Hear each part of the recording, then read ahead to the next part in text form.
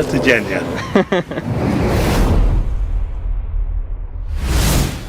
Squid Game is a South Korean Netflix series which has taken the platform by storm. It is currently their most viewed show. But under the cool costumes, violence and innovative games, have we missed the main point of the series? Although I haven't watched the series, researching the concept and watching the YouTube summaries has proven fascinating. Why?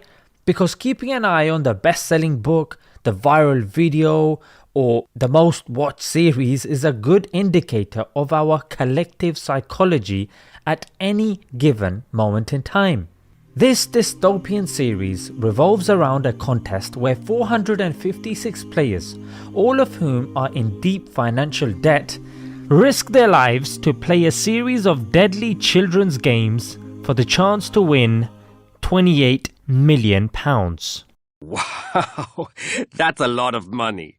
The creator said he wanted to create an allegory, think of it like a symbol, for capitalism and extreme competition, which he did very well.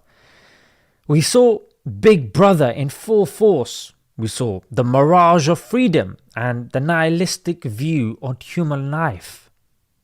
Two main psychological experiments came to mind through the series, namely the Robber's Cave experiment, where competition arises from competing of resources rather than individual differences. We saw fan favorites like Ali. Yeah, you heard me, Ali, an actual positive Muslim character. But he was killed off despite being a very nice person. But I guess they were trying to show that betrayal became the name of the game when the competition called for it. You know that I will be better, that I will be stronger. Next, we have the Lake Wobegon effect. I think I butchered that name, but it's the human tendency to overestimate one's achievements and capabilities in relation to others. So each of the 456 players thought they could win, just like some of these people who think they can win the lottery. The lottery! And like we think sometimes that we're going to win the rat race and become a Jeff Bezos or a Ronaldo, only if we work hard enough. Not only is that a fanciful misconception, but as Howard Zen said, winning the rat race still makes you a rat. So what solutions did the Prophet Muhammad pose so we can avoid being in a real life Squid Game? Firstly, let's pick out the main issues, namely extreme poverty due to debt and the sick fetishes of the rich, as they are the ones who watch the rats clamor over each other, yeah? How much did you bet? $1 million. Such a beautiful number. 69. So there is a mindset that has been created within Islam and insisted upon to avoid such a dystopian eventuality. Let's extract the main vices from the series, yeah? You got greed, you got debt, and you got capitalism. Unlike other faiths, Islam appreciates the value of money and doesn't dismiss it. For example, a hadith in Tirmidhi, for every ummah there is a temptation, and the temptation of my ummah is wealth.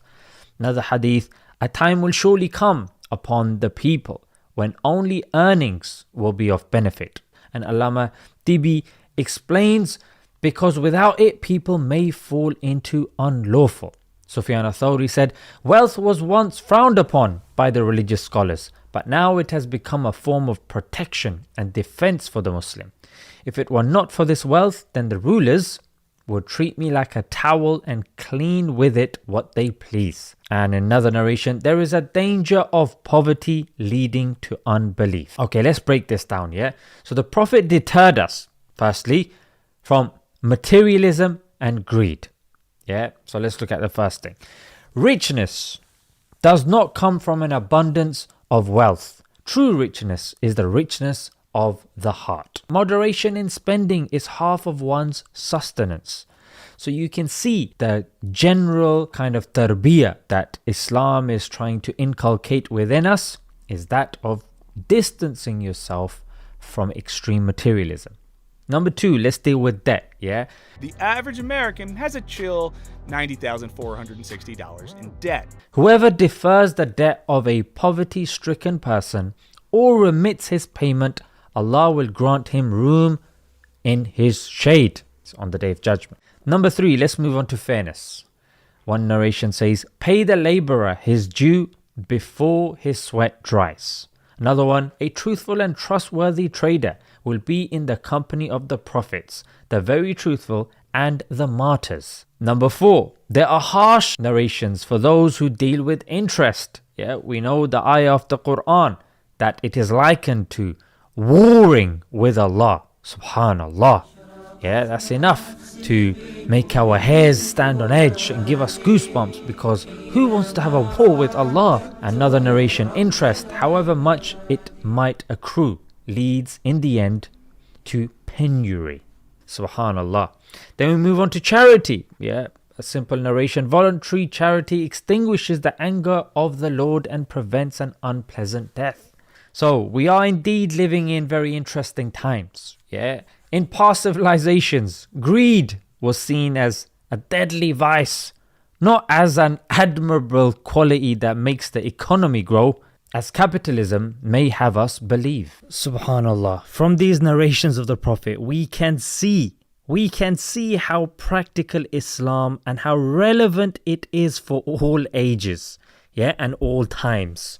This Squid game has a lot of profound messages which we can dissect and cover. Alright guys, let's leave it there until next time. Assalamu alaikum.